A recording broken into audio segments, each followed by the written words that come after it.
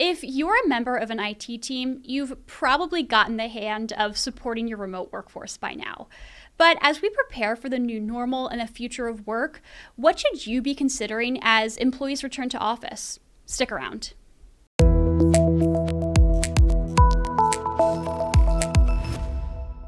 Hey everybody, welcome back to Today in Tech. I'm Juliette Beauchamp and I'm here with Brandon Butler, Senior Research Analyst for Enterprise Networking at IDC, and we're going to be discussing what is in the pipeline for enterprise networking in 2021. So Brandon, thank you so much for joining me today. Yeah, hi Juliette. Thanks so much for having me. It's great to be here.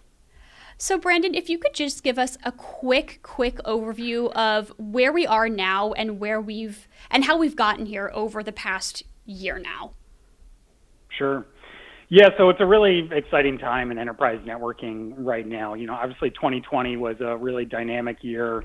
We saw the, COVID, pandemic, which was really tough for a lot of organizations. And it really required organizations to make a really quick shift in March of 2020 where they were sending a bunch of their workers home, right? So a bunch of workers used to come into the office every day. Then businesses had to support these workers now working remotely. And so that caused a lot of organizations to rethink sort of what does my network need to look like to support those remote workers. And so I think that there were a lot of solutions that were put into place that were maybe sort of Band-Aid solutions Right. to help support those remote workers. And now as we're in 2021, organizations are thinking about two things. They're thinking, one, I'm going to have workers coming back to my office soon. So what does my network need to look like to support those workers who are coming back to the office? And then number two, I'm going to have a higher percentage of workers who are going to be working remotely all the time now. And so how do I take those maybe Band-Aid solutions that I put in place last year? How do I make those business class? How do I make those enterprise grade to ensure that the employees who maybe aren't coming back into the office every day can still be productive and have good experiences on the network? Exactly. Like you mentioned, the future of work is going to be, it feels sort of like a mix of what we had before COVID and what we're dealing with now. There's going to be a hybrid work option for tons, I mean, millions, obviously, of employees. So I'm wondering what IT needs to be doing now to prepare to support their future hybrid workforce and also those employees who either A, need to be in the office every single day and they are going to be there perhaps come summer or fall, and B, those employees who, like I mentioned, are going to be working a little bit from home, a little bit in the office, but certainly more in the office than they are now.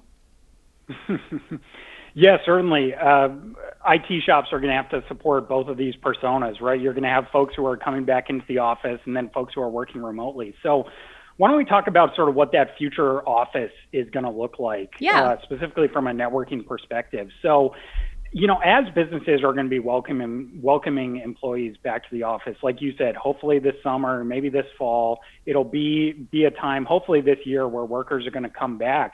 How is that office space going to look different? Well, one thing that we've thought about is that we've seen this increased reliance on these video communication platforms, Of course. Zoom and WebEx and Teams. And we think that that's here to stay. So even as you have employees back in the office, you're still going to be running most of your meetings via these online collaboration platforms. And so what does that mean for the network? These are really high bandwidth applications that chew up a lot of bandwidth on the network. Users expect really low latency connections so that you don't have any jitter on these video phone calls and audio.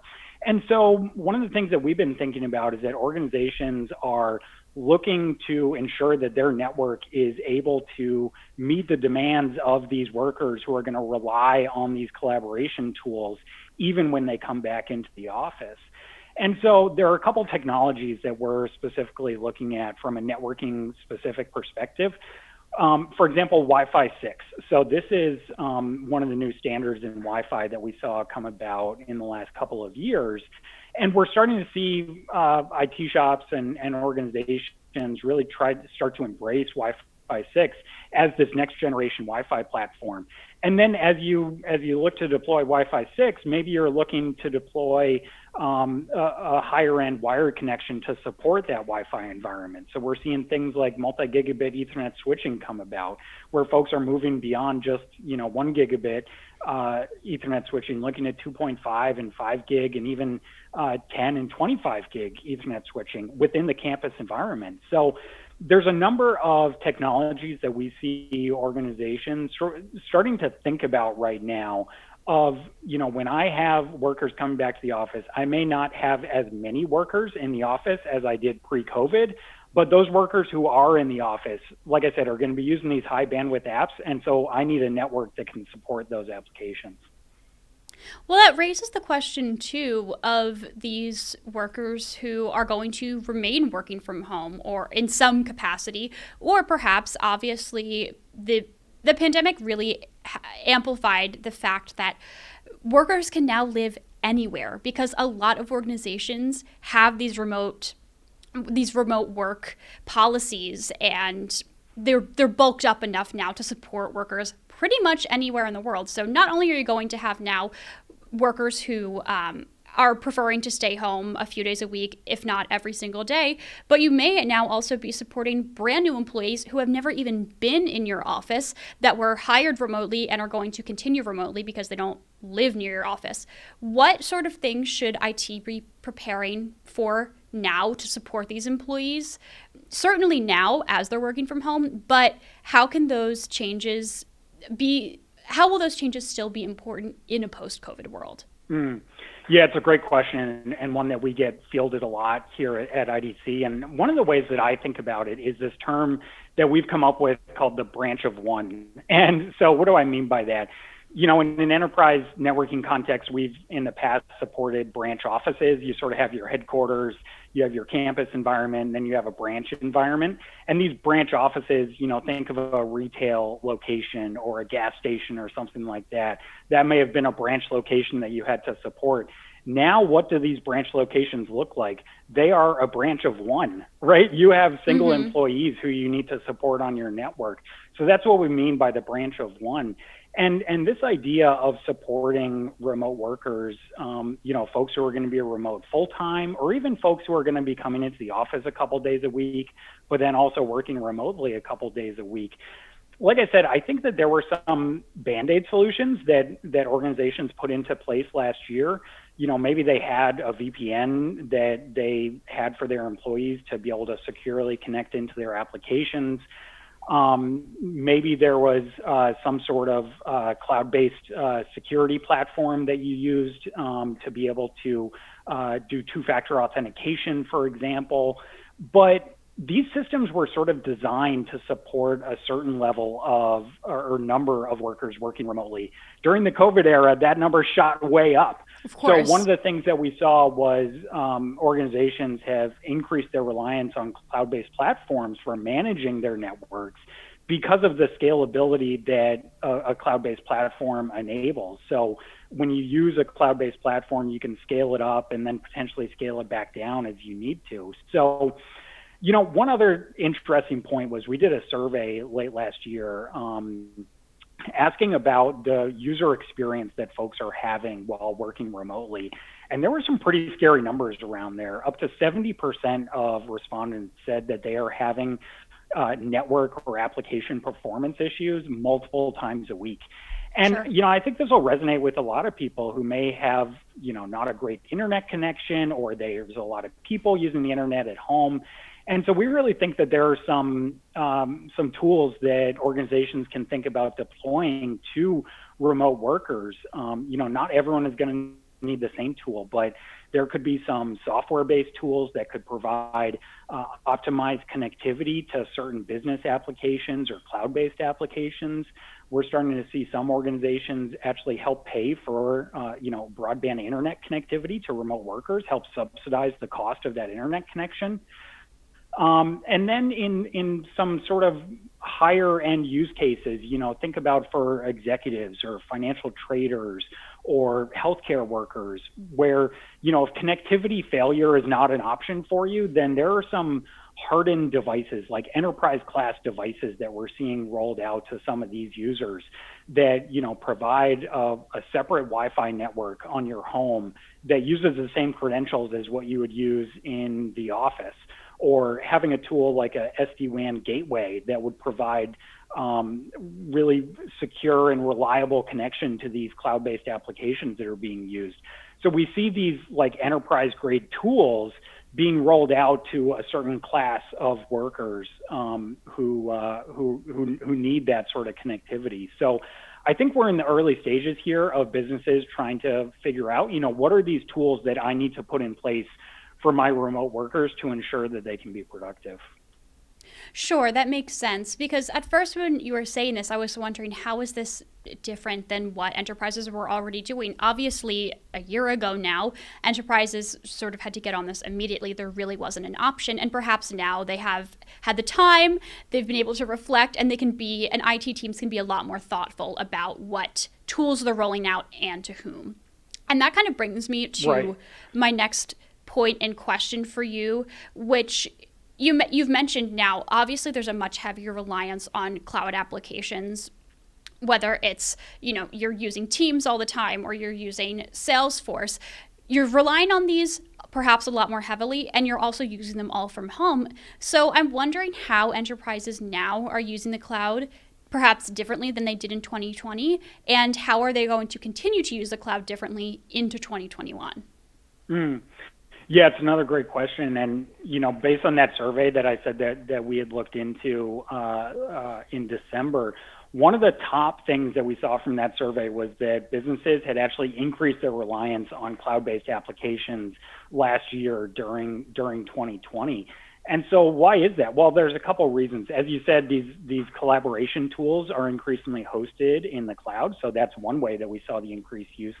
But we also saw organizations using cloud-based applications for business resiliency and business continuity.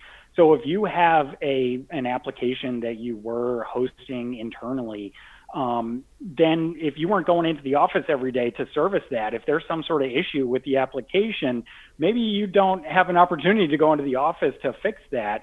And so we really saw COVID accelerate this trend of folks moving to the cloud as a place to host applications, like I said, for resiliency and continuity. So I think there's been a number of ways that we've seen organizations, obviously the cloud isn't new. This has been a multi-year journey that organizations are looking to more fully embrace the cloud for a number of applications and use cases. But we really saw COVID accelerate that trend in a lot of ways. And so now I think the question is that I have these applications that are hosted in the cloud. And by the way, it's not just one cloud. It's a multi-cloud and hybrid cloud world. Mm-hmm. How do I optimize my connectivity to these cloud-based applications? How do I ensure that I have solid connectivity across these multiple clouds?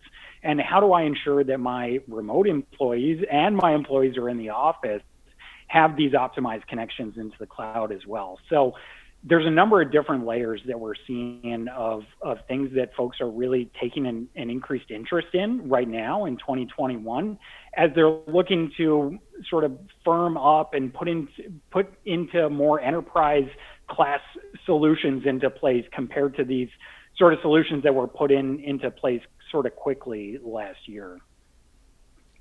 Yeah, and I'm wondering too about this.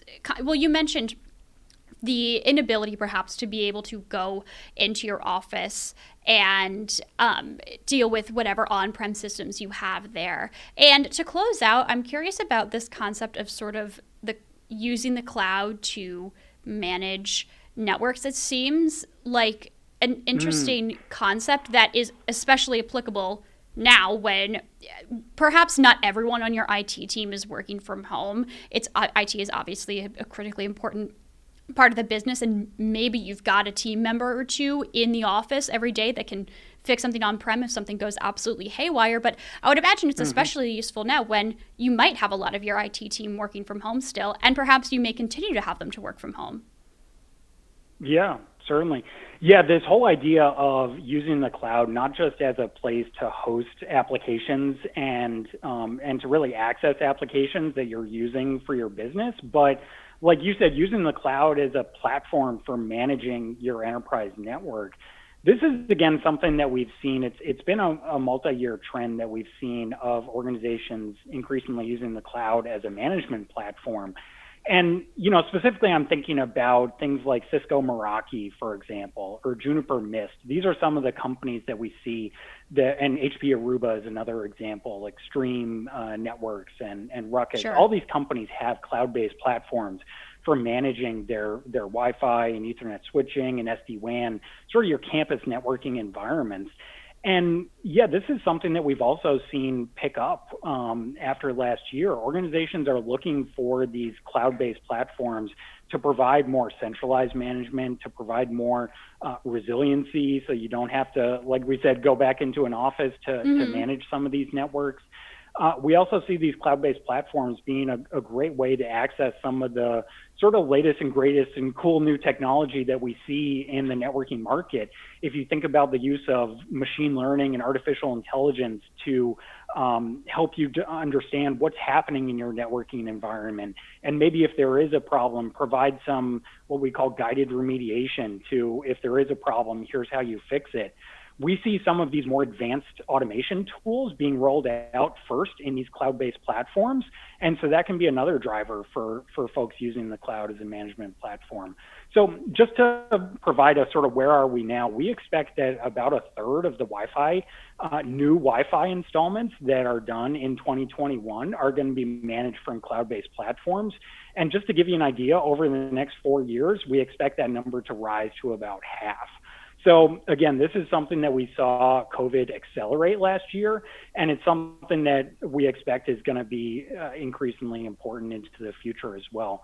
And Julia, I just wanted to mention one other thing that, a lot of these trends that I talked about are things that we're going to be covering at our IDC Directions Conference.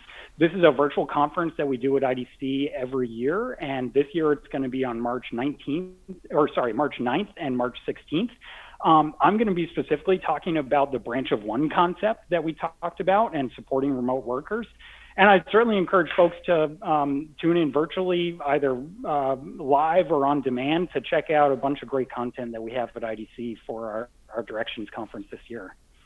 Fantastic. Well, thank you so much, Britton. I do have one last question for you, which relates to managing your network in the cloud. You say that a third in 2020 of new installations in 2021 are going to be managed in the cloud. I'm kind of wondering about the other 2/3. What about them, and why would someone opt to not manage their network in the cloud? So if you've got an IT team that's now dealing with a new office space, or they're going to be converting their office space to support their in-person and remote workers, what's the drawback, I guess?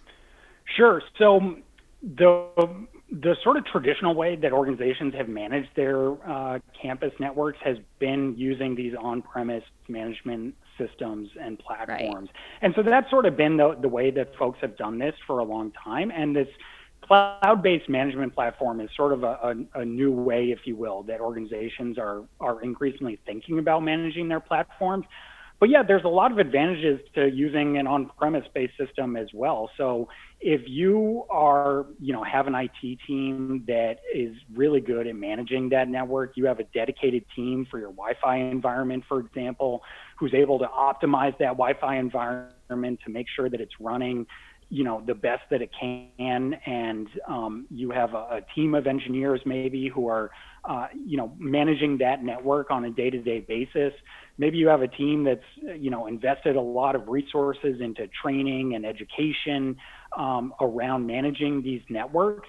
Those organizations maybe don't see a huge need to use a cloud-based platform. I think it's the organizations that we see using a cloud-based platform fall into a couple categories. Number one, folks who have a very distributed network. So if you're managing a lot of sites, having to manage each of those sites individually can be tricky if you're using an on-premise system. Having a cloud-based platform allows you to sort of centrally manage a bunch of these distributed sites.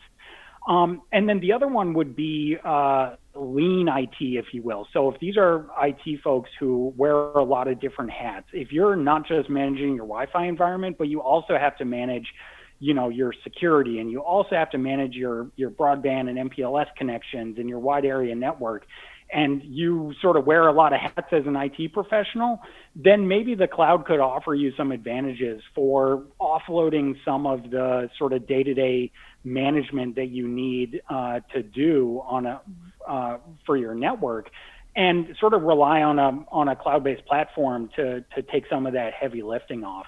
So again, it's an area that we see continuing to emerge and growing, and it's certainly something that we're going to be watching closely this year.